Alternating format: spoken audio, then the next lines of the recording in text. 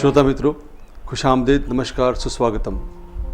ઇરશાદ સાહિત્ય મંચના અંક 9માં આપ સૌનું સ્વાગત છે.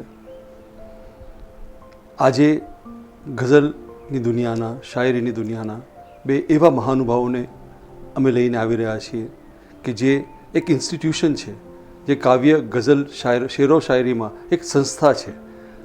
અસંખ્ય રચનાઓ એમના હાથ નીચે પાસ થઈ ચૂકી છે, અસંખ્ય વ્યક્તિઓ એમના હાથ નીચે તાલીમ પામી ચૂક્યા છે અને અસંખ્ય મુશાયરાઓમાં એમણે પોતાની ગઝલોથી, શાયરીઓથી માહોલ જમાવી ચૂક્યા છે.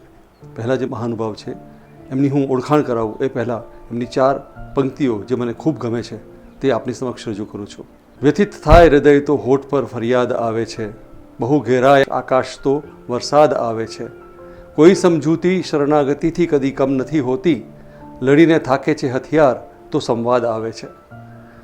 આટલી સુંદર 4 પંક્તિઓ લખનાર જનાબ ગુલામ અબ્બાસ નાશાદ સાહેબનું સ્વાગત કરતા મને ખૂબ આનંદ થાય છે. સાહેબ, આપનું સ્વાગત છે.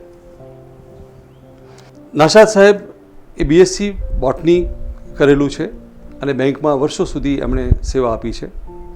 બહુ યુવાન ઉંમરે એમણે લખવાનું શરૂ કર્યું અને લખવાનું ત્યારે શરૂ કર્યું જ્યારે વડોદરામાં ફક્ત 2 જ ગઝલકારો લખતા હતા, અઝીઝ કાદરી સાહેબ અને જનાબ ખલીલ ધનતેજવી સાહેબ. છંદની સમજ નહોતી, વ્યાકરણની સમજ નહોતી, શબ્દો એટલા શક્તિમાન નહોતા, તો પણ એમણે લખવાનું શરૂ કર્યું અને માર્ગદર્શન એમને મળવાનું મુશ્કેલ થઈ ગયું. છતાં પણ એમણે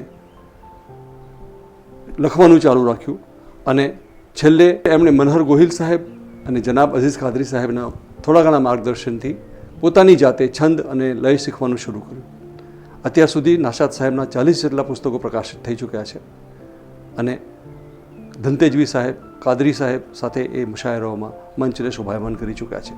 આજના બીજા જે મહાનુભાવ છે એ મહાનુભાવ એ MA કર્યું, MPhil કર્યું.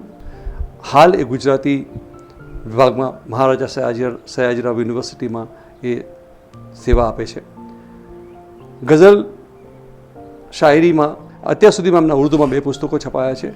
હું એ વસ્તુની ગર્વથી કહી શકું કે આજે આપણી સાથે એક એવી વ્યક્તિ છે કે જે છંદ, ગઝલ, શાયરીના બંધારણમાં માહિર છે અને એ અન્ય કોઈ નહીં પણ જનાબ અઝીઝ કાદરી સાહેબના પુત્ર શકીલ કાદરી સાહેબ છે. સાહેબ, આપનું સ્વાગત છે. શકીલ કાદરી સાહેબની 2 પંક્તિઓ હું વાંચીને સંભળાવીશ અને ત્યાર પછી હું ગુફ્તગુ બંને મહાનુભાવો સાથે શરૂ કરીશ. સુવાળી ઝંખના જંગલમાં જ્યારે રૂબરૂ થઈ ગઈ, સુવાળી ઝંખના જંગલમાં જ્યારે રૂબરૂ થઈ ગઈ, હતી સુંદર હરણ જેવી પરંતુ એ વરુ થઈ ગઈ. એ શાયર સાથે એ શેર સાથે સર આપને હું પૂછવાની, કેવી રીતે સર તમે MPhil MA ગુજરાતી કર્યું અને તે જમાનામાં તો પિતાજી આપના આટલા સરસ શાયર હતા. પિતાજીનો કેટલો પ્રભાવ આપની પર પડ્યો લખવામાં? પ્રભાવની વાત એવું છે કે નાનપણથી જે ઘરના સંસ્કારો હતા અને મારા કુટુંબની જે પરંપરા રહી છે વડોદરામાં, એ 5 પેઢીથી સાહિત્ય સાથે નિસ્બત રહી છે. એટલે ફાધર છે, મારા પિતા છે, એ ઉર્દુ મુશાયરાઓમાં, ગુજરાતી મુશાયરાઓમાં જતા હતા, ગઝલો લખતા હતા અને જ્યારે ગઝલ લખે ત્યારે એ મારા મધરને સૌથી પહેલાં સંભળાવે, ઉર્દુ ગઝલ કે ગુજરાતી ગઝલ, અને સાથે અમે પણ સાંભળીએ. તો ગઝલ શું છે અને ગઝલના છંદો છે એ શરૂઆતથી જ, પ્રારંભથી જ છે ને કાન ટેવાયેલા હતા. પણ એ વખતે મેં લખવાનું શરૂ કર્યું ન હતું. હું જ્યારે 12મામાં આવ્યો એના પછી લખવાનું શરૂ કર્યું. એટલે ઘરનું જે વાતાવરણ હોય છે એ ગઝલકાર તરીકે ઘડવામાં તમને એક મહત્ત્વની ભૂમિકા ભજવે છે. મારા સંદર્ભમાં હું એ વાત કહી શકું છું. સર, આપે તો જ્યારે લખવાનું શરૂ કર્યું, વનસ્પતિ શાસ્ત્રમાંથી સાહિત્ય શાસ્ત્રમાં આવ્યા, ત્યારે તો 2 જ ગઝલકાર શાયર બરોડામાં હતા.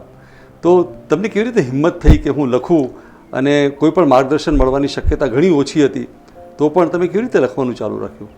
સાહેબ, મેં જ્યારે ગઝલ લખવાના શરૂઆત કરી ત્યારે આપે કહ્યું એમ અઝીઝ કાદરી અને ખલીલ ધનતેજવી સાહેબ જે કોઈ ગઝલકાર વડોદરામાં રેગ્યુલર હતા નહીં, એ વખતે મુશાયરાઓ થાય ત્યારે ઉર્દુ ગઝલકારો ગુજરાતી ગઝલ લખીને વડોદરાની હાજરી આપતા હતા. હવે અઝીઝ કાદરી ને ખલીલ ધનતેજવી મને પ્રોત્સાહન તો આપ્યું, પણ બંને એ વખતે કૌટુંબિક કારણોસર, વ્યવસાયિક કારણોસર સમય ફાળવી શકતા નહોતા. એટલે પછી એક વખત મનર ગોહિલ સાથે મુલાકાત થઈ. એના પછી એના સંપર્કમાં આવ્યા પછી દિલેર બાબુ સાથે પરિચય થયો અને પછી છેલ્લે જમીત પંડ્યા પાસે મુલાકાત થઈ. આ બધા જે સંજોગો બન્યા એ મારા માટે સૌથી મોટી પ્રેરણા બનીને રહ્યા. અને મારા વખતે તમે કહ્યું એમ 2 ગઝલકાર હતા, પણ હું ગઝલ લખતો હતો તો મુશાયરાના મંચ પર જવા માટે અકવિઓ મને રોકતા હતા. ઓકે. અને શકીલ એનો સાક્ષી પણ છે કે તે વખતે અકવિઓનું વાતાવરણ છવાયેલું હતું. અને થોડી આત્મશ્લાઘા થઈ જશે, પણ પાછળથી એ બધા સિનિયર કવિઓ મારી પાસેથી છંદ શીખ્યા ગઝલના. પણ સાહેબ તમારું કામ થોડુંક એકલવ્ય જેવું થઈ ગયું કે ડાયરેક્ટ તમને કોઈ આમ સીધું કોઈએ શીખવ્યું નથી, પણ તમે કોઈકનું જોઈને પોતાની જાતે શીખ્યા છો. એ વસ્તુ ખરી કે પેલી ઝૂલી લઈને ફરીએ ને કે ભાઈ મને આપો, એવી રીતે મેં ગઝલના છંદોની માહિતી મેળવી. છંદ શીખ્યા પછી ગઝલની નજાકત શીખતા મને પાછી પરિશ્રમ કરવો પડ્યો. કારણ કે એ વખતે ગની દહીવાલા, મરીઝ એ લોકો ફક્ત એક જ વાત કરે કે આ ગઝલ ફેંકી દો. એ સૂચન આપવા કરતાં કે તારી જાતે તું ઘડા. અને એમનું તે વખતે મને શરૂઆતના તબક્કે એવું લાગે કે આ વડીલો મને ઇગ્નોર કરે છે, પણ પાછળથી સમજાયું કે ઇગ્નોરનો તો એક જાતનું ગાઈડલાઈન હતી કે પોતાના પગ પર ઊભા થાવ. બિલકુલ સન્માનથી સ્વમાનથી જાતે શીખો તમે. અને એ સ્વમાન આજે 72 વર્ષની ઉંમર થઈ એ જાળવી રાખવાનો પ્રયત્ન કર્યો છે. સર એ જમાનામાં તો મને યાદ છે કે નવલિકાઓ, નવલકથાનો બહુ મોટો જમાનો હતો. નવલિકાઓ લખતા હતા, નવલકથાઓ લખતા અને નાણાકીય રીતે પણ એ મોટું વળતર આપતું ક્ષેત્ર હતું. તો પછી આપ આ તરફ કેમ વળ્યા? નવલિકા સાહિત્યનો પ્રકાર છે, નવલિકા, નવલકથા લખવું એ પણ.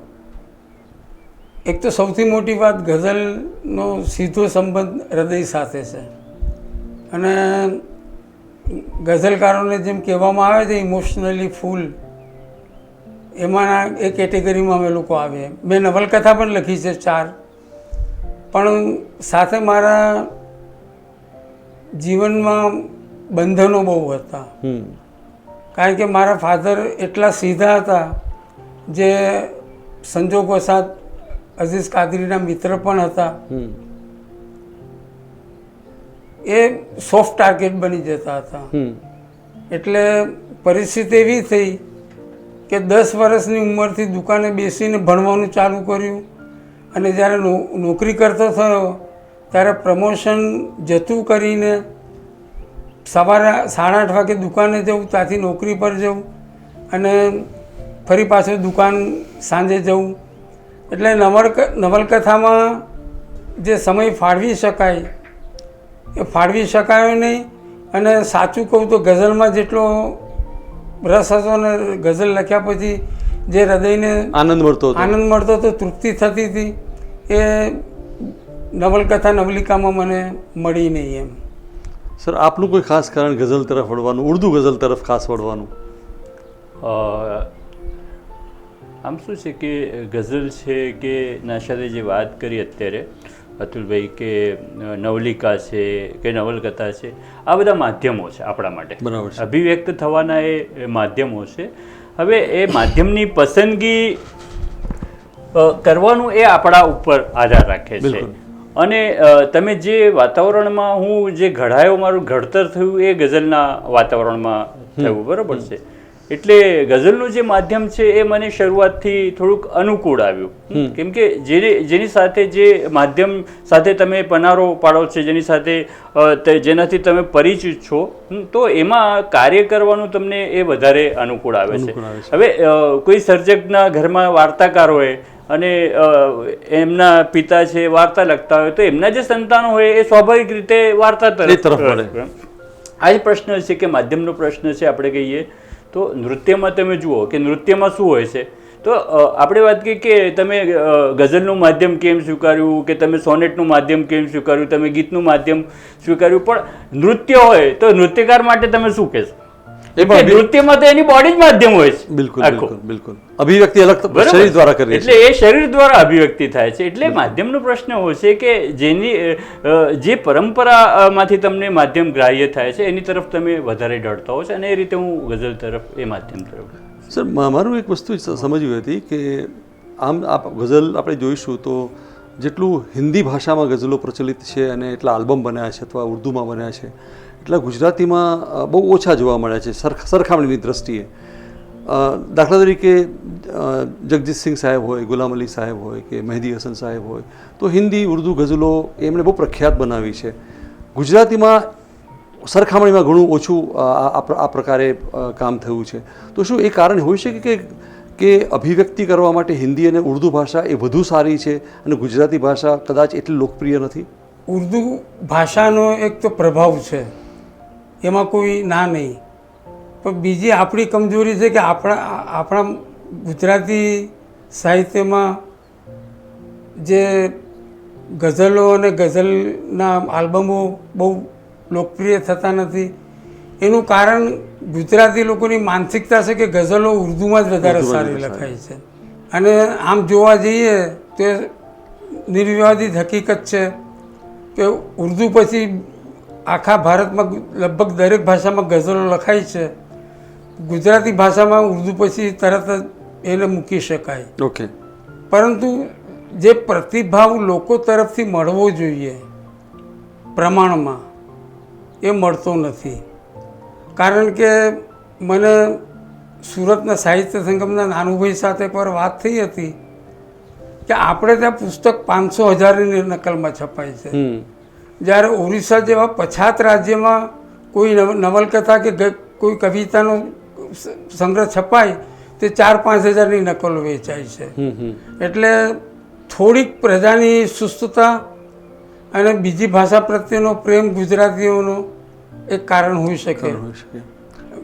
અને એ બાબતમાં કદાચ શકીલ વધારે પ્રકાશ પાડશે. જે પ્રશ્ન તમે કર્યો અતુલભાઈ, એ છે એક તો આમાં બે વસ્તુ છે કે ગુજરાતી જે છે એ આપણી પ્રાદેશિક ભાષા છે અને હિન્દી છે એ રાષ્ટ્રીય છે.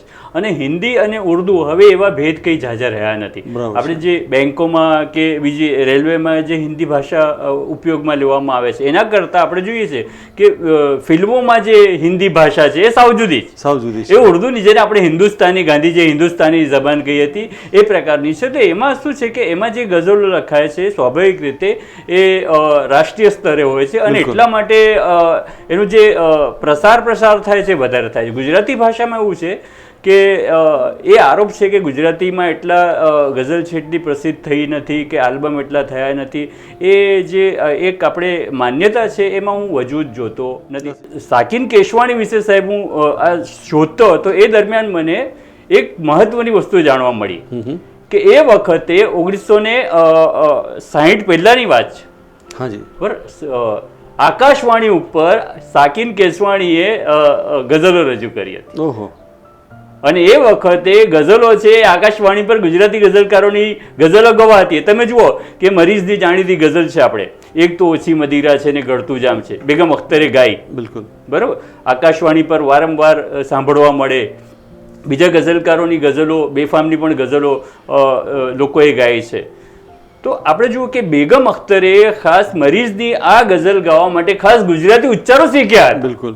તો એમાં વજૂદ નથી કે ભાઈ આ ગુજરાતી ગઝલ છે એટલી એ પ્રસારિત નથી થઈ કે એટલા બધા આલ્બમ વેચાતા નથી. ઘણા મનોહર ઉદાસ છે, ઘણા બધા ગઝલગાયો, આશિષ દેસાઈ છે, ઘણા બધા જે ગઝલગાયો છે એમની જે રચનાઓ છે લોકપ્રિય થઈ છે, લોકો વખાણે છે. પણ એ પ્રાદેશિકતાનું તત્વ છે એટલા માટે એટલી બધી ન હોય છે. ના, તમારી વસ્તુ સાથે હું સંમત છું કે ગુજરાતી ભાષા 6 કરોડ લોકો બોલતા હોય જ્યારે હિન્દી ભાષા 130 કરોડ લોકો બોલતા હોય એટલે સ્વાભાવિક માર્કેટ એટલું ના મળે. ગઝલના સર કોઈ પ્રકાર ખરા કોઈ પણ નવોદિત ગઝલ લખવા માગતો હોય તો કોઈ સરળ પ્રકાર હોય, પછી ધીરે ધીરે એક સ્ટેપ બાય સ્ટેપ અઘરી ગઝલ તરફ જાય, તો ગઝલના કોઈ પ્રકાર ખરા કે ગઝલના આ 2 કે 3 પ્રકાર છે, જો કોઈ નવોદિત લખતો હોય તો એને આનાથી શરૂઆત કરવી જોઈએ?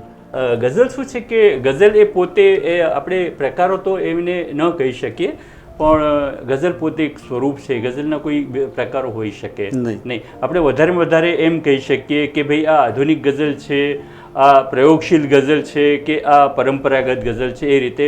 બાકી ગઝલના કોઈ પ્રકારો હોતા નથી. ગઝલ પોતે જ છે એક આખું સ્વરૂપ છે, જેને જૈનર કહેવામાં આવે. એ એક જૈનર છે, એ સ્વરૂપ છે. પણ પરંપરાગત અને પ્રયોગશીલ વચ્ચે કોઈ ખાસ તફાવત? પરંપરાગત ગઝલમાં આપણે જોઈએ છે કે તમે શરૂઆતના ગઝલકારો બાલાશંકર કંથારિયા લો કે કલાપી લો, એમની ગઝલોમાં તમે જુઓ કે ભાષા છે, પ્રતીકો છે, સુરા છે, જામ છે, સાકી છે, એ બધા જોવા મળે છે. અને એની જે અભિવ્યક્તિની જે પદ્ધતિ છે, જેને આપણે મોડ ઓફ એક્સપ્રેશન કહીએ છીએ, એ પણ એક ચોક્કસ પ્રકારની હતી. જ્યારે આપણે પ્રયોગશીલ ગઝલ આવી અને આધુનિક ગઝલ આવી, એમાં શું થયું કે તમને સીધી એક પીછું, તો એ પીછું છે, સૂર્ય છે, આકાશ છે, રેતી છે, એવા જે પ્રતીકો લઈને એ પ્રતીકોને દરેક શેરમાં વ્યક્ત દર્શાવવામાં એ પ્રકારની ગઝલો કે એમાં જે વાતચીતની જે શૈલી હતી ને, એ તમને આધુનિક ગઝલમાં જોવા ન મળે વધારે. જ્યારે પરંપરાગત ગઝલમાં તમે જુઓ કે કલાપી જેવામાં તો આહા એવા ઉદ્ગાર પણ કેટલા બધા મળતા હતા. એ શેદા પછીની જે ગઝલ આવી ને, અને ખાસ કરીને 60 પછીની જે ગઝલ આવી, એમાંથી એ વસ્તુ થોડીક દૂર થઈ. આપણે આમ કહીએ ને કે શુદ્ધ કવિતા તરફ બનવાની એની ગતિ રહી, પણ ગઝલ એ ગઝલ તરીકે સારી લાગે. સર, છંદ ઘણા નવોદિત કવિઓ જ્યારે કવિતા લખે છે ત્યારે એમનામાં ઘણી બધી ભૂલો શોધે છે. અને મેં પણ જોયું છે કે અમુક મુશાયરા અમે લોકોએ કર્યા તો મીટરમાં ગઝલ નથી, આ છંદ બરાબર નથી, છંદ ક્યાંક તૂટે છે. તો છંદ શીખવા માટે કોઈ સરળ માધ્યમ ખરું કે જ્યાં 17, 18, 19 વર્ષના છોકરાઓ જે લખવાનું શરૂ કરે છે એ માધ્યમથી છંદ જલ્દી શીખી શકે? હવે તો ઘણા બધા પુસ્તકો અવેલેબલ છે, તમારે મોબાઈલમાં PDF અવેલેબલ છે, પણ સવાલ એને ક્યાં પડે છે કે જલ્દી પ્રસિદ્ધિ જોઈએ છે. એટલે એક એ વસ્તુ ને બીજી, પહેલાંના સમયમાં ગુરુ શિષ્યની પરંપરા હતી. બરાબર છે. એટલે જ્યાં સુધી ગુરુ તરફથી નો ઓબ્જેક્શન સર્ટિફિકેટ મળે પછી જ તમે ગઝલ પ્રકાશિત કરી શકો. ગઝલ શિષ્ય રજૂ કરે, એમાં માન મર્યાદા અને જ્ઞાનની આપલે થતી હતી. હવે અત્યારે શું છે કે ગઝલમાં છંદમાં ભૂલ કેમ રહી જાય છે કે શકીલ જેવો વ્યક્તિ કહે કે ભાઈ આ ગઝલમાં દોષ છે, તે પાછા વાંધો ઉપાડે કે મને સારી રીતે કેમ ના કહ્યું. તમારી ભૂલ છે, ભૂલને બતાવશે, એમાં સારી રીતે ને ખરાબ રીતે ક્યાંથી આવે? તે લોકો સાચું સાંભળવાની તૈયારી નથી હોતી, એ લોકો ભેરવાઈને અધૂરી ગઝલો લખે છે. હા, તો જે પ્રશ્ન નાશાદને તમે કર્યો અતુલભાઈ, એ સંદર્ભમાં મારે આપણે મુસાફિરભાઈનું એક બહુ સરસ મુક્તક છે. એ મુસાફિરભાઈએ એમ કહ્યું કે બુદ્ધિને આવડતથી ગઝલ થઈ જતી નથી. બુદ્ધિને આવડતથી ગઝલ થઈ જતી નથી, કેવળ સુરાની લતથી ગઝલ થઈ જતી નથી, હૈયાનું હીર એમાં જરૂરી છે દોસ્તો, શબ્દો તણી રમતથી ગઝલ થઈ જતી નથી. તો મરીઝ સાહેબ પણ કહે છે કે કદી જો થાય છે આ જિંદગી તમામ ગઝલ, પછી લખાય તો એનું છે એક નામ ગઝલ. ન ધર્મ ભેદ છે એમાં ને એની જાત મરીઝ, આ અલ્લાહ અલ્લાહ ગઝલ છે કે રામ રામ ગઝલ. એટલે છંદોની જ્યાં સુધી વાત થાય છે તો એ છંદો માટે હૈયાનું હીર જે મુસાફિરભાઈ કહે છે ને, એ જરૂરી છે. છંદો છે, હું એમ માનું છું કે એ શીખી શકાતા નથી. મારો પોતાનો અનુભવ છે કે છંદો શીખવા માટે લોકો આવે છે, પણ 5-5 વર્ષ નીકળી જાય છે, પણ છંદો શીખી શકતા નથી. આપણે જેને કહીએ છીએ ને કે જૂના જમાનામાં આપણે કહેતા હતા કે જે કવિ હોય છે, સર્જક હોય છે, એને પ્રેરણા થાય છે. આપણે એમ કહીએ છીએ કે ઉર્દુમાં અને એરેબિક ભાષામાં, પર્શિયન પરંપરામાં તો કવિને ઈશ્વરનો શાગિર્દ, તલમીઝુર રહેમાન કહેવામાં આવે છે. એટલે એમ કહેવામાં આવે કે ઈશ્વર છે એ એના મગજમાં નાખે છે અને કુદરતી રીતે છંદો છે એ હસ્તગત થાય છે. તો આ વસ્તુને હું સ્વીકારું છું કે થોડી ઘણી તમારામાં જે ટેલેન્ટ હોય ને એ હોવી જોઈએ, તો પછી તમે છંદો પાકા કરી શકો છો. નવેસરથી એકડે એકથી તમે છંદો કોઈને આપણે આ લઘુના ગુરુ આમ શીખવાડવા જઈએ તો એ શક્ય હોતું નથી, મારો આ અનુભવ. બિલકુલ સર. એના માટે શું છે કે એની સાથેના સંપર્કમાં તમે હોવા જોઈએ. જે વારંવાર છે એક લય છે છંદનો, એ તમે વારંવાર ગ્રહણ કરેલો હોવો જોઈએ, તો તમે કંઈક આગળ વધી શકો. એ વિના વધી શકે નહીં. ચર્ચાનો દોર સર જારી રાખીશું આપણે, પણ એ પહેલાં આપ બંને સાહેબની એક રચના શ્રોતાઓ માટે વિનંતી કરું છું કે આપ રજૂ કરો. નાશાદ સંભળાવે પહેલાં. નાશાદ સાહેબ એમની રચના સંભળાવે તે પહેલાં હું નાશાદ સાહેબની 4 પંક્તિઓ વાંચવાની કોશિશ કરું છું. સંસ્મરણ હમણાં દિલ સુધી રાખો, સંસ્મરણ હમણાં દિલ સુધી રાખો, અટકળોની એ કાળજી રાખો, જોશી કહેશે દિવસ નથી સારો, ખુદકશી આજે મુલતવી રાખો. સર ઇરશાદ. ગઝલનો મતલબ છે, ઇરશાદ સર. ચાલ્યા પછી એ લાગે છે ચાલી શકાયું ક્યાં. ચાલ્યા પછી એ લાગે છે ચાલી શકાયું ક્યાં, શું લક્ષ્ય છે જીવનનું એ પામી શકાયું ક્યાં. ક્યાં વાત. માળાએ ફેરવી અને સદ્દાએ બહુ કર્યા, માળાએ ફેરવી અને સદ્દાએ બહુ કર્યા, મરજી ખુદાની શી છે એ જાણી શકાયું ક્યાં. ને મારું નસીબ નકરી રઝળપાટનું હતું, મારું નસીબ નકરી રઝળપાટનું હતું, રસ્તા વિશે દિશા વિશે પૂછી શકાયું ક્યાં. આ શેર સાંભળજો. શું ખટપટો હશે એવા વિચાર લઈ, શું ખટપટો હશે એવા વિચાર લઈ, મારા જ ઘરનું દ્વાર ઉઘાડી શકાયું ક્યાં. અને એક એક કથન જેના નર્યા છળ સમાન, પણ એક એક કથન છે જેના નર્યા છળ સમાન, પણ ખોટો છે તું નજૂમી એ બોલી શકાયું ક્યાં. નિષ્ફળ રહ્યાનો દાગ છે મારા કપાળ પર, નિષ્ફળ રહ્યાનો દાગ છે નિષ્ફળ રહ્યાનો દાગ છે મારા કપાળ પર, ફેલાઈ જશે એ ડરે લૂછી શકાયું ક્યાં. ને મસ્તી કહે છે કોને કહું તો હું શું કહું, મસ્તી કહે છે કોને, મસ્તી કહે છે કોને કહું તો હું શું કહું, પીધા પછી એ મારાથી લથડી શકાયું ક્યાં. ને મક્તાનો શેર છે. નાશાદ જીવું છું હવે અફસોસ એવો લઈ, નાશાદ જીવું છું હવે અફસોસ એવો લઈ, નાશાદ જીવું છું હવે અફસોસ એવો લઈ, કરવો તો આપઘાત ને વિષ પી શકાયું ક્યાં. बहुत खूब, बहुत खूब सर. ગઝલ છે સર ઇરશાદ. હમણાં જ લખાયેલી છે થોડાક સમય પહેલાં. નશાદ મતલા છે. અતુલભાઈ મતલા સાંભળજો. કે દુનિયાથી પણ વધારે લખવું છે તારા વિશે જ મારે, લખવું તો છે પરંતુ ને શબ્દોનો ધર્મ શોધી, શબ્દોનો ધર્મ શોધી, અર્થોની જાતિ પૂછી, ખંજરની ધારે ધારે લખવું તો છે પરંતુ. શબ્દોનો ધર્મ શોધી, અર્થોની જાતિ પૂછી, ખંજરની ધારે ધારે લખવું તો છે પરંતુ. ને અસ્તિત્વ શું છે જાણું, અસ્તિત્વ શું છે જાણું, હું જાતને પામું, જળપળ વગર વિચારે લખવું તો છે પરંતુ.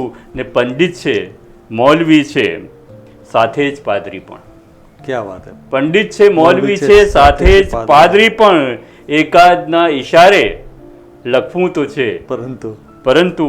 ને વાતાવરણ છે કેવું જાણું છું કોનો ડર છે, કે વાતાવરણ છે કેવું જાણું છું કોનો ડર છે, છે સત્ય એ તમારે લખવું તો છે, પરંતુ કે વાતાવરણ છે કેવું જાણું છું કોનો ડર છે સત્ય એ તમારે લખવું તો છે. પત્રકાર માટે પણ લાગુ પડે, જે છે સત્ય એ તમારે લખવું તો છે, પરંતુ ને આવ્યા છે ત્યાં જ પાછા ફરવું પડે છે સૌને.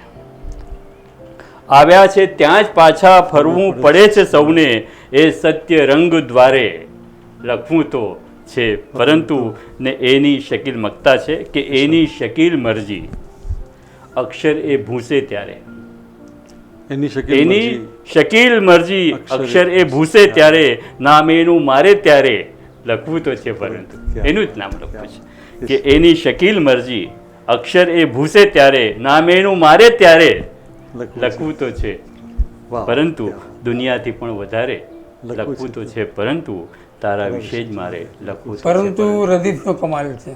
બહુ સરસ, બહુ સરસ. સર, શ્રોતા તો આપણે જોઈએ છે કે મૂડ પ્રમાણે, સંજોગો પ્રમાણે, પરિસ્થિતિ પ્રમાણે એમના જે રસ છે, એમનો જે સ્વાદ છે, એમનો જે ટેસ્ટ છે એ બદલાતો જાય છે. તો એ ગઝલકારે શ્રોતાઓના સતત પસંદગી પ્રમાણે અથવા એ શ્રોતાઓને ગમે એ પ્રમાણે લખવું હોય તો શું શું શું આપના સૂચનો છે એને? તમે જે પ્રશ્ન કર્યો છે અને શકીલે જે આગળ વાત કરી છે એના સંદર્ભમાં વાત કરું કે ઇરાદાપૂર્વક લખવું, કારણ કે જેમ કહેવાયું છે કે ઈશ્વર પ્રેરણાથી કવિતા લખાય છે, તો આ બંને વસ્તુ મારા હિસાબથી વિરોધાભાસ સર્જે છે. કારણ કે લોકોને તો ગમે છે, ગઝલ, સાચી ગઝલ ગમે છે. ઓકે. પરંતુ તમે જે વાત કરો છો સભાખંડની વાત કરું છું, એ સભાખંડમાં આજકાલ ગઝલ કરતાં હાસ્ય રંગનો પ્રભાવ વધી રહ્યો છે, રમૂજ અને વિનોદ વધી ગયા છે. હું તો નિરાશાવાદી ગઝલકાર છું ને નિરાશાવાદી ગઝલો મારી હોય છે, પણ છતાં એને ભરપૂર દાદ મળે છે. એટલે બધા જ પ્રેક્ષકો સભારંગની ગઝલોને પસંદ કરે છે એવું નથી. ઘણી વખત શું થાય છે કે રજૂઆતના જોર પર પણ નબળી ગઝલો દાદ પામી જાય છે. બરાબર છે. એનો અર્થ એ નથી કે જે દાદ નથી પામતી નબળી ગઝલ છે. સભારંજની ગઝલનું જે આ ચલણ ચાલ્યું છે એ કદાચ એ કારણ હોઈ શકે કે જે તણાવ છે, જે વિષાદ છે, જે કામનો બોજ છે, એની પાછળ લોકો ક્યાંક તણાવ મુક્ત થવા માટે આ બધું શોધી રહ્યા છે. એમાં સાહેબ એવું છે કે કોઈ પણ કળા હોય, સાહિત્ય હોય, બરાબર, તો એનું જે પ્રયોજન હોય છે ને એ સૌથી મહત્ત્વનું પ્રયોજન છે કે આનંદ મેળવવો અને આનંદ આપવો. એ સર્જક પક્ષે પણ આપણે જોઈએ છીએ કે આપણે સર્જક છે એ લખીને આનંદ છે એ પોતાની જાતને આનંદ પ્રાપ્ત થાય છે એ એવા પ્રયાસો કરે છે. હું લખું એટલે લખાઈ ગયા પછી મને એક પ્રકારનો સંતોષ પ્રાપ્ત થાય છે, એક પ્રકારનો આનંદ, અને જે સાંભળે છે એને પણ એ સાંભળીને આનંદ પ્રાપ્ત થાય છે. તો આનંદ એ સાહિત્યનું મુખ્ય પ્રયોજન છે. બાકી બધા જે પ્રયોજનો છે ને આશાદે કહ્યું કે પબ્લિસિટી ને બધા એ પાછળથી આવી જતા હોય છે. પણ કોઈ પણ સર્જક છે એ સર્જક શું છે કે જ્યારે ભાવકોને કે સામે શ્રોતાઓ છે એને લક્ષ્યમાં રાખીને લખે છે ને ત્યારે એ સર્જકતા એ ગુમાવી બેસે છે. બરાબર. અને એમાં શું છે કે સાજી જે સર્જકતા છે, તમારું સર્જક કર્મ છે એ જોખમાઈ જતું હોય છે. આપણે જોઈએ છે કે આજના જે સભારંજની પ્રકારના કહેવાય છે કે જે મુશાયરામાં તમે જુઓ છો કે ભૂતકાળમાં એવા કવિઓ થયા અને એમની ટીકા પણ થઈ કે 5-5 હજારની મેદનીઓ અને લોકો જેમની ઉપર વાહ કરતા હતા એ આજે ભૂલાઈ ગયા છે.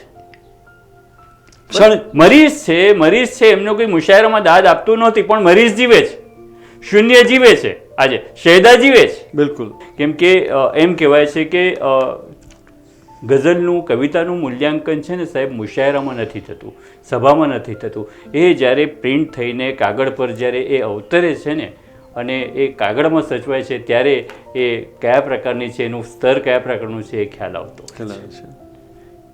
કેમ કે વાંચ્યા પછી તમને કેવી અનુભૂતિ થાય છે, પેલે તો એમાં તો શું હોય છે કે એની પ્રસ્તુતિ પરફોર્મિંગ આર્ટ્સની જે કળા છે એ કોઈ બહુ સારી રીતે પ્રસ્તુત કરી શકતો હોય તો લોકો એ ગઝલને દાદ નથી આપતા, બરોબર, પણ કોને દાદ આપે છે તો કે એની પ્રસ્તુત કરવાની કળાને દાદ આપે, એની એક્ટિંગને દાદ આપે છે. બરાબર છે. સર, તમે આજે વાત કરી તો મને એક પ્રશ્ન મારા મનમાં એ આવે છે કે આપ બંને આટલા વર્ષોના અનુભવથી લખો છો અને આટલો આપણને વાંચનનો અનુભવ છે, આટલી બધી ગઝલો આપે અભ્યાસ કર્યો છે, પોતે એટલી બધી ગઝલો લખી છે, તો બે ગઝલ આપની સામે મૂકવું તો આપ કેવી રીતે નક્કી કરી શકો કે આ એક નવા નિશાળીયાએ લખી છે અને આ કોઈ ઠરેલ માણસે લખી છે? કેવી રીતે ખબર પડે લખો? એમાં બે વસ્તુ બને છે સર. એક તો તમારો અભ્યાસ અને બીજું અંતરપ્રેરણા. હવે દાખલા તરીકે એક ગઝલકાર તમે મૂકો અને જે રીતે એને ભાવ પ્રગટ કર્યા હોય, જે રીતે એને રજૂઆત કરી હોય શબ્દોમાં, જે રીતે એમને સંવેદનને ઉજાગર કરવી હોય, એના ઉપરથી તમારે અંદાજ આવી શકે કે આ ઘડાયેલી કલમ છે કે નવોદિત છે. નવોદિત સારી ગઝલ લખી નથી શકતા એવું નથી, પણ એને એક પોતાનો ચીલો ઊભો કરતા સમય લાગે છે. કારણ કે દાખલા તરીકે તમને એક એક્ઝામ્પલ આપું કે મોહમ્મદ રફીક દરેક હીરોના અવાજમાં ગાઈ શકતા હતા. બરાબર છે. એના માટે વર્ષોની તપસ્યા અને કુદરતી દેન હતી. બરાબર છે. એટલે એવું કહી શકાય કે આમાં બે વસ્તુ કામ કરે છે, એક તો અભ્યાસ, તપસ્યા અને થોડી આંતરપ્રેરણા, કુદરતી બક્ષિશ. સાહેબ, આ સંદર્ભમાં હું આમ કહું કે આ નવોદિતની ગઝલ છે અને આ આપણે કહીએ કે મૂર્ધન્ય ગઝલકારની છે, એ રચના જે ખ્યાલ આવે આપણને તો એ જે આખો પ્રશ્ન છે એ મૂલ્યાંકનના ધોરણનો છે. બિલકુલ સર, બરાબર. એટલે મૂલ્યાંકનના ધોરણો છે કોઈ પણ કળામાં એ જે વિવેચકો છે એમણે સ્થાપિત કર્યા હોય છે. બિલકુલ સર.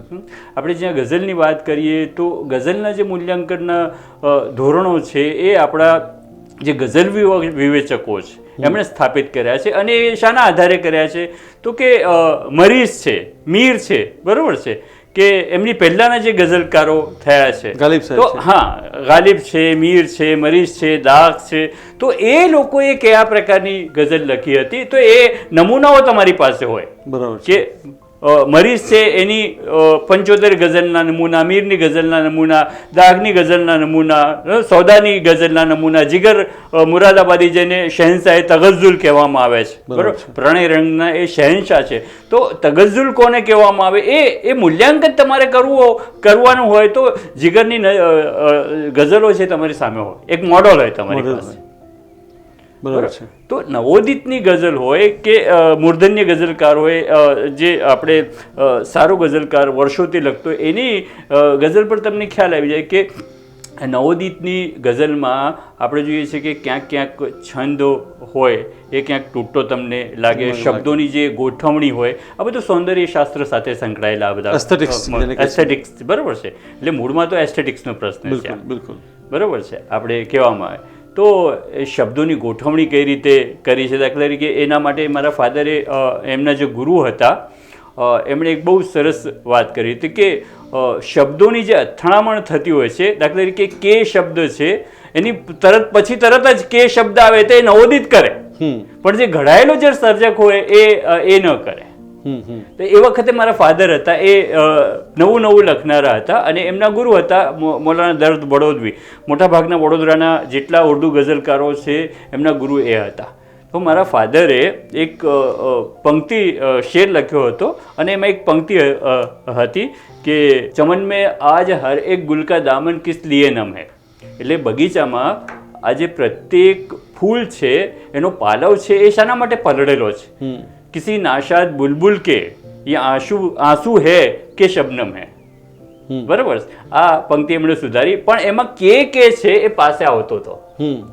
કિસી નાશાદ બુલબુલ કે આંસુ હે કે શબનમ હે, આ રીતે એમણે સુધાર્યું, પણ હે ની જગ્યાએ કે અને પછી તરત કે આવતો હતો. એટલે એમણે શું કર્યું કે એક પણ શબ્દ ઓછો કર્યા વગર એ જ છંદમાં જે શબ્દ કેનું જે સ્થાન હતું એ બદલી નાખ્યું. અને આખી પંક્તિ છે એમને એમ રહી. તો નવોદિતની રચનામાં તમને આ પ્રકારની જે ભાષાકીય થોડાક દોષ છે એ તમને જોવા મળે. જે સર્જક છે ઘડાયેલો છે એમાં આ પ્રકારના દોષ તમને ભાગ્યે જોવા મળે. એટલે તમે છંદો છે, ભાષાકીય પ્રયુક્તિઓ છે, ભાષા શબ્દોનું ચયન છે, આપણે કહીએ છીએ કાફિયાઓની ગૂંથણીની વાત આવે એ છે, બરાબર છે, અને સૌથી પ્રસ્તુતિ અભિવ્યક્તિ એની કઈ રીતે કરવામાં આવે, આ બધા જે ધોરણો ગઝલના શાસ્ત્ર માટેના છે એના આધારે તમે એ મૂલ્યાંકન કરી શકો કે આ રચના છે એ ઘડાયેલા સાહિત્યકારની છે અને આ રચના છે નવોદિત સાહિત્યકારની છે.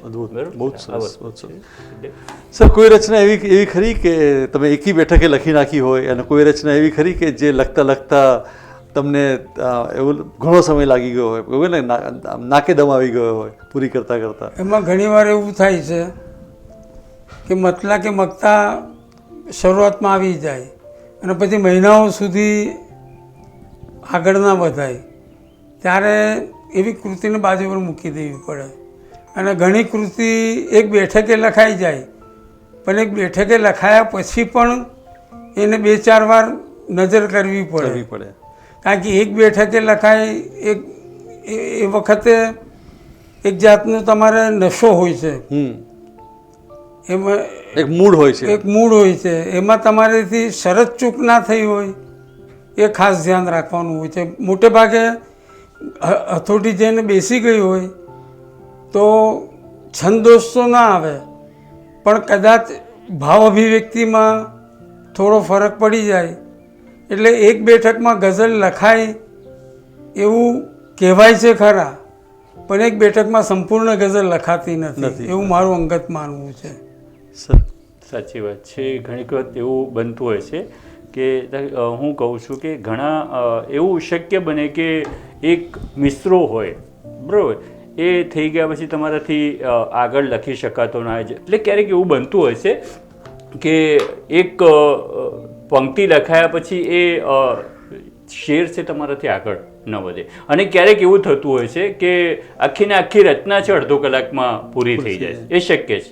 એટલે આપણે જોઈએ છીએ કે સારા સારા ગઝલકારો છે, બરાબર છે, એમનાથી ક્યારેક કોઈ ગઝલ એક શેર તમને જુઓ કે જેને ફર્દ કહેવામાં આવે છે કે એક શેર લખાઈ ગયા પછી બીજો શેર લખાય જ નહીં, અને આવા જે ફર્દ જેને કહેવામાં આવે છે એટલા માટે તમને મરીઝના સંગ્રહમાં પણ જોવા મળે, શૂન્ય પાલનપુરીના સંગ્રહમાં પણ જોવા મળે કે બીજો શેર પછી લખાયો જ ન હોય, પણ એ પેલો એક શેર એટલો સુંદર લખાયો હોય ને કે એને સંગ્રહમાંથી બહાર મૂકવાનું મન ન થાય, એટલે એને અલગથી એ સ્થાન આપે ગઝલકાર. એટલે શક્ય છે કે દરેક વખતે આખી રચના થઈ જ જાય એ શક્ય હોતું નથી, ક્યારેક થઈ જાય અને ક્યારેક ન પણ થાય. સર, એક ફરી એક વખત આપને આપની ઇરશાદના દર્શકો માટે એક સરસ રચના રજૂ કરવા વિનંતી કરું છું. હા, એક રાહ જોઈ મતલા છે નાશા કે રાહ જોઈ જોઈ અંતે જાગરણ ઊંઘી ગયું. રાહ જોઈ જોઈ અંતે જાગરણ ઊંઘી ગયું, મારી આંખોમાં કોઈનું સ્વપ્ન પણ ઊંઘી ગયું. ક્યા વાત.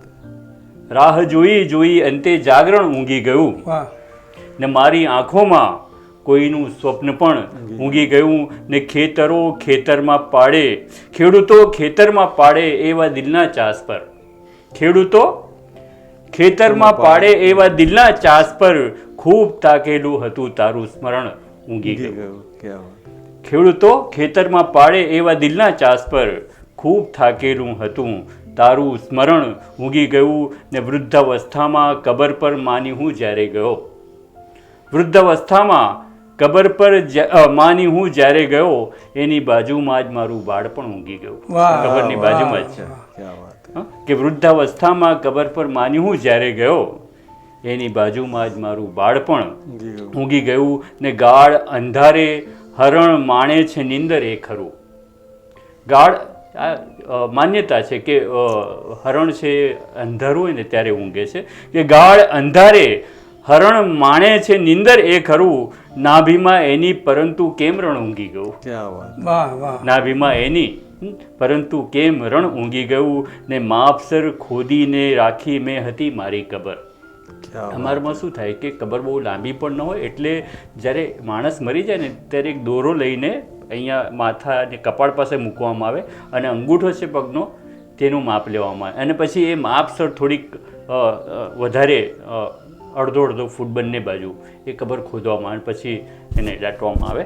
તો માપસર ખોદીને મેં રાખી હતી મારી કબર, મારા કદને માપવા એમાં મરણ ઊંઘી ગયું. ક્યાં વાત. મારા કદને માપવા એમાં મરણ ઊંઘી ગયું ને પગના છાલા સ્વપ્ન જોતા હોય તો કેવા જુએ. પગના છાલાઓને સ્વપ્ન આવે તો કેવા આવે, હે કે પગના છાલા સ્વપ્ન જોતા હોય તો કેવા જુએ, એ અનુભવ લેવા આંખોનું ઝરણ ઊંઘી ગયું. ક્યાં વાત. એ અનુભવ લેવા આંખોનું ઝરણ ઊંઘી ગયું ને આ તરફ ઝરમર પડ્યો વરસાદ ને પેલી તરફ, આ તરફ ઝરમર પડ્યો વરસાદ ને પેલી તરફ, થઈ શકેલ એની અસર વાતાવરણ ઊંઘી ગયું. ક્યાં વાત. થઈ શકેલ એની અસર વાતાવરણ ઊંઘી ગયું, રાહ જોઈ અંતે જાગરણ ઊંઘી ગયું, મારી આંખોમાં કોઈનું સ્વપ્ન પણ. અદ્ભુત સર. ઇરશાદ. વર્તમાન સમયને નજરમાં રાખીને ગઝલ લખી છે, પ્લીઝ. પણ એમાં રાજકારણ બિલકુલ નથી, હૃદયની જ વાત છે. બિલકુલ સર. આશ્ચર્ય છે જે શકીલે કહ્યું ને, દોષ ઘણીવાર આ રીતે આવી જાય છે. આશ્ચર્ય છે કે કેવી જરૂરત વધી ગઈ. આશ્ચર્ય છે કે કેવી જરૂરત વધી ગઈ, જેવી વધી ગરીબી ઇબાદત વધી ગઈ.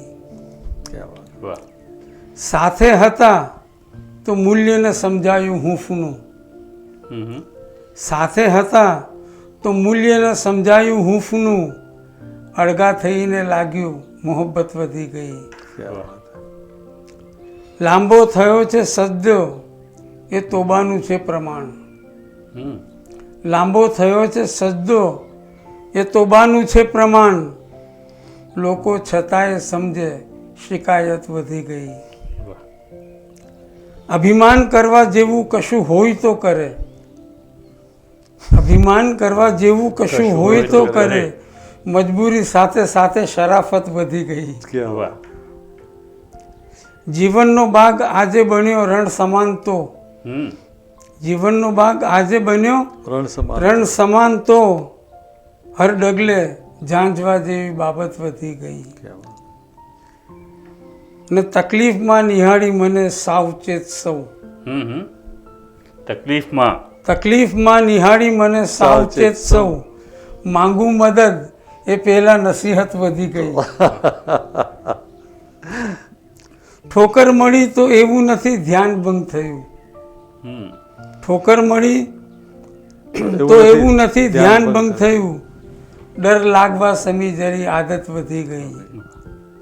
અને મક્તાનો શેર છે, ઈચ્છાનું બાળ મૃત્યુ પછી આતે શું થયું, ઈચ્છાનું બાળ મૃત્યુ, ઈચ્છાનું બાળ મૃત્યુ પછી આતે શું થયું, નાશાદ દીર્ઘાયુની ચાહત વધી ગઈ.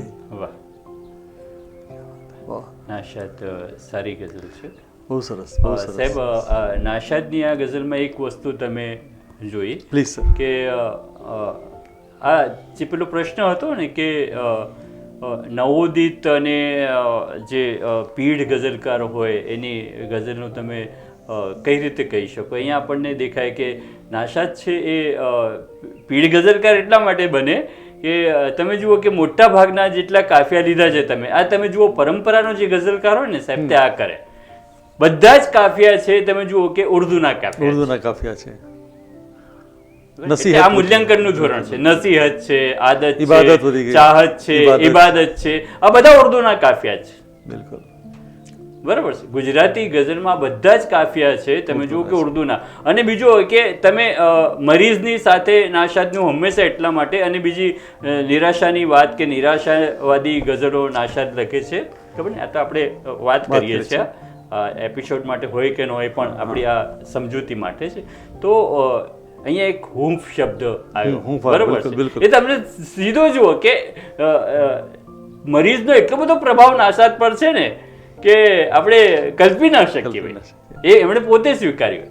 ઘણા શહેરોમાં ઘણી ગઝલોમાં બરાબર મરીઝની જમીનમાં એ લખતા હોય કે ન લખતા હોય, પણ ક્યાંક ને ક્યાંક મરીઝ છે એ ક્યાંક ને ક્યાંક એમની ગઝલમાં ડોકાય છે.